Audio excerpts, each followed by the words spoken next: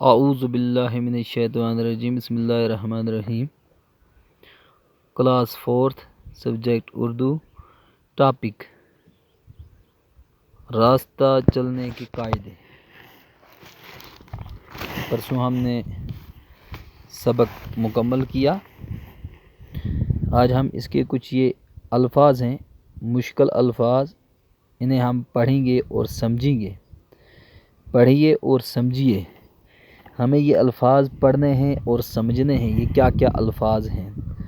آمد و رفت، آمد و رفت، آنا اور جانا۔ آنے جانے کو بولتے ہیں آمد و رفت، آنا جانا۔ مقرر، مقرر کیا ہوا، طے کیا ہوا۔ رہنمائی، راستہ دکھانا، رہنمائی ہوتا ہے راستہ دکھانا۔ عبور کرنا، پار کرنا، عبور کرنا، پار کرنا۔ جیسے کوئی سڑک کراس کرتا ہے، جیسے کراس بھی کرنا، اسی کو بولتے ہیں عبور کرنا، کراس کرنا۔ خط، لکیر، نشان۔ لکیر کو خط بولتے ہیں، نشان۔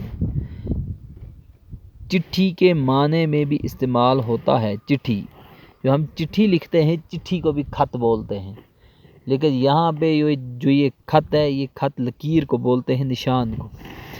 امکان، ممکن ہونا، ہو سکنا، ہو سکنا۔ امکان، امکان ہوتا ہے ممکن ہونا، ہو سکنا۔ قاعدے، قاعدے ہوتے ہیں قانون، ضابطے، رسم، دستور۔ قاعدے بولتے ہیں قانون، ضابطے، رسم، دستور، اصول، ان کو بولتے ہیں قاعدے۔